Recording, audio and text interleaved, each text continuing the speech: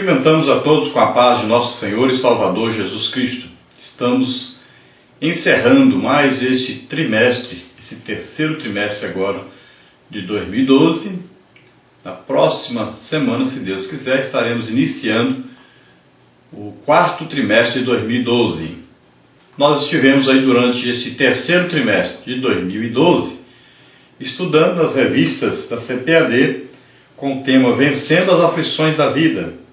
Muitas são as aflições do justo, mas o Senhor o livra de todas.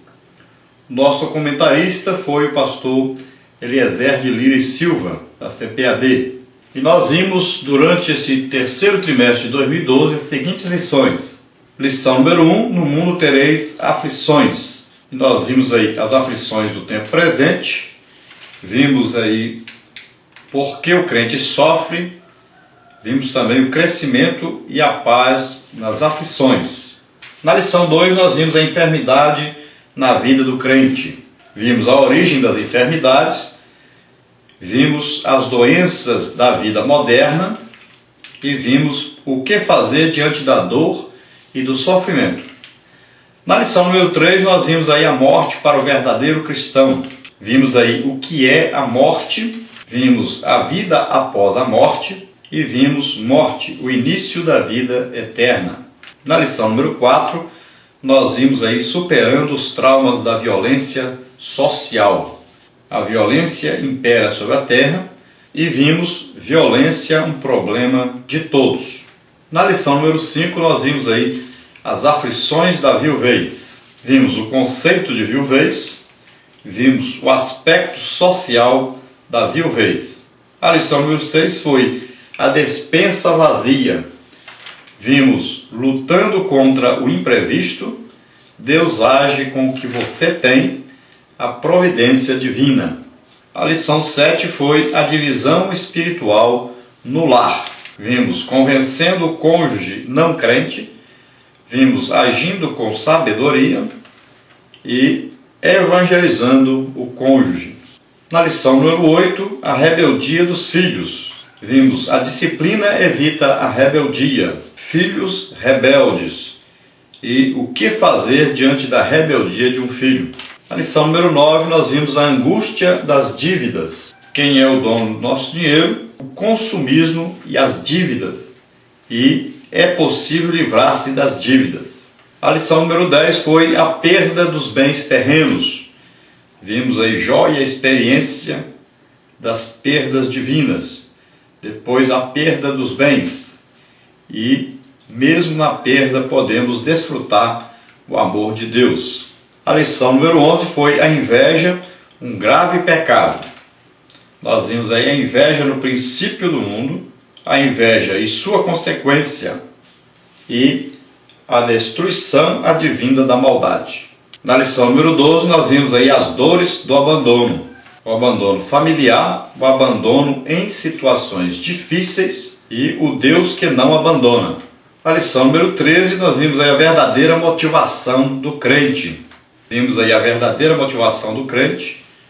Não fomos chamados para a fama e o anonimato não é sinônimo de derrota. E hoje estaremos estudando aí a lição número 14, a vida plena nas aflições. E nós vamos ver aí as três partes seguintes. Na primeira parte, nós vamos ver aí vivendo as aflições da vida. Na segunda parte, contentando-se em Cristo. E a terceira parte, amadurecendo pela suficiência de Cristo. Então, durante esse trimestre aí, nós estudamos diversos tipos de sofrimentos e aflições que afetam a humanidade. Nós vimos aí enfermidade, morte, trauma de violência social, vimos aí viuvez, fome, dívidas, rebeldia de filhos, abandono, pobreza, inveja, né? Muita coisa nós vimos então dentro desse tema, aflições do crente.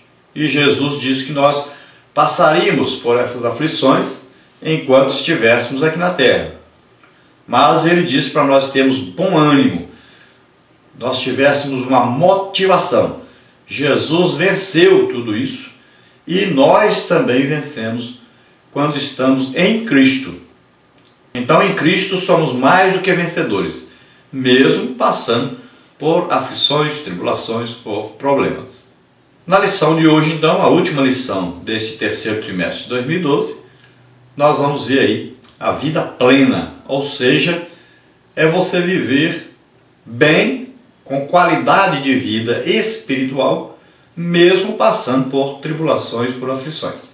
E o grande segredo aí é estarmos vestidos na armadura de Deus. Veja aí, carta do apóstolo Paulo aos Efésios, capítulo 6, versículo 10, que diz: no demais, irmãos meus, fortalecei-vos no Senhor e na força do seu poder. Revesti-vos de toda a armadura de Deus, para que possais estar firmes contra as astutas ciladas do diabo. Porque não temos que lutar contra a carne e o sangue, mas sim contra os principados, contra as potestades, contra os príncipes das trevas desse século, contra as hostes espirituais da maldade nos lugares celestiais. Portanto, tomai toda a armadura de Deus, para que possais resistir no dia mau, e havendo feito tudo, ficar firmes. Então estai, pois, firmes, tendo cingido os vossos ombros com a verdade, e vestida a couraça da justiça, e calçados os pés na preparação do evangelho da paz, tomando sobretudo o escudo da fé, com o qual podereis apagar todos os dardos inflamados do maligno. Tomai também o capacete da salvação e a espada do Espírito, que é a palavra de Deus, orando em todo tempo com toda oração e súplica no Espírito, e vigiando nisto com toda perseverança e súplica por todos os santos. Então veja bem que muitos foram os servos de Deus que passaram por aflições durante a sua vida na terra. Então não é novidade.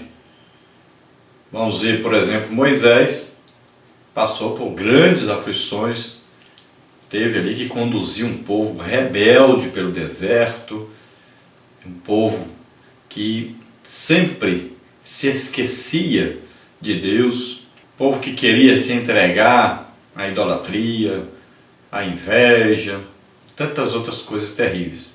Vemos aí o sofrimento de José, vendido pelos irmãos, prisioneiro, maltratado, tentado.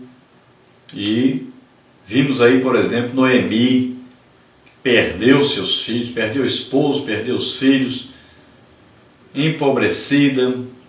Vimos na palavra de Deus Jó, que perdeu seus filhos, perdeu aí seu gado, suas ovelhas, perdeu seus funcionários, perdeu até a sua saúde. Vimos aí, durante na palavra de Deus, Jeremias, que tanto sofreu, foi jogado no poço, foi abandonado pela família, pelos amigos, maltratado de toda maneira. Temos o exemplo maior aí do nosso Salvador, Jesus Cristo, né? Mesmo sendo Filho de Deus, ele experimentou diversos tipos de sofrimento. Nasceu em uma estrebaria, ainda quando criança precisou fugir para o Egito para escapar da morte. Foi desacreditado, não só pelos judeus, né, mas também até mesmo pelos os próprios familiares dele. Durante o seu ministério foi acusado, perseguido pelos sacerdotes, escribas, fariseus. Além disso, foi preso, julgado, condenado e morto, morte de cruz, mesmo ele sendo inocente, sem haver cometido crime algum. Então, sofrimentos terríveis pelos quais Jesus passou em nosso lugar. E vimos um grande exemplo de um homem sofredor, um servo de Deus, como Paulo. Então, Paulo enfrentou diversos tipos de aflições, como insulto, apedrejamento, açoites, prisões, passou por naufrágio, fome, sede, frio, nudez. Tudo isso ele passou pelo Evangelho de Jesus Cristo.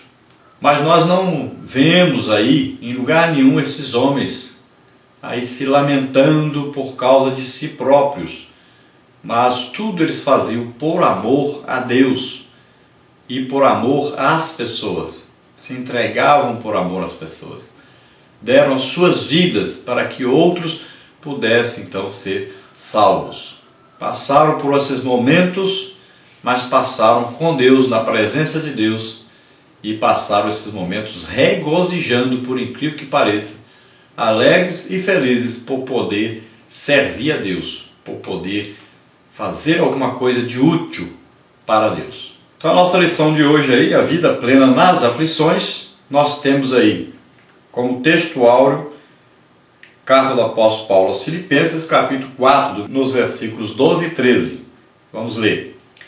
Sei estar abatido, sei também ter abundância. Em toda maneira e em todas as coisas estou instruído, tanto a ter fartura como a ter fome, tanto a ter abundância como a padecer necessidade.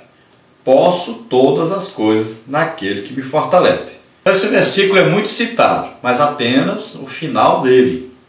Nunca as pessoas se lembram de citar o início do versículo.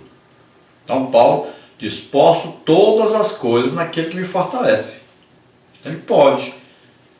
Ele passou por todo tipo de situação. Então ele passou por coisas ruins e coisas boas.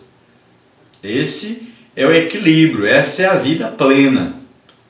Porque a maioria das pessoas, se estão bem, não podem passar por momentos ruins que abandonam a sua fé. Outros que estão mal, que quando adquirem uma boa situação, também abandonam ao Senhor. Então, o equilíbrio, a vida plena é essa, é poder passar por todo tipo de situação e ficar firme na sua fé em Deus, se alegrando sempre, se regozijando sempre, estando sempre na presença de Deus, em qualquer situação. Muitas são as pessoas hoje que se desviam do Evangelho devido a essa falta de conhecimento da palavra de Deus e da real situação do cristão. Muitos vão para o Evangelho por uma mensagem errônea, uma mensagem que não está na Bíblia, uma mensagem, uma promessa de bonança todo o tempo, de saúde em todo o tempo, de vida financeira abundante em todo o tempo.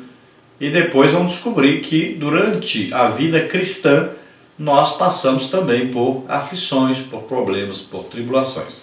A nossa verdade prática diz: as tribulações levam-nos a amadurecer em Cristo, capacitando-nos a desfrutar de uma vida espiritual plena. Então, as aflições pelas quais nós passamos vão forjando em nós um caráter melhor, vão fazendo que nós possamos nos aproximar mais de Deus, termos mais comunhão com Deus e, com isso, nós cresceremos tanto na graça como no conhecimento de Deus. A nossa leitura bíblica em classe está aí na carta do apóstolo Paulo aos Filipenses, capítulo 4, versículo 10 ao versículo 13. Ora, muito me regozijei no Senhor, por finalmente reviver a vossa lembrança de mim, pois já vos tinhas lembrado, mas não tinhas tido oportunidade.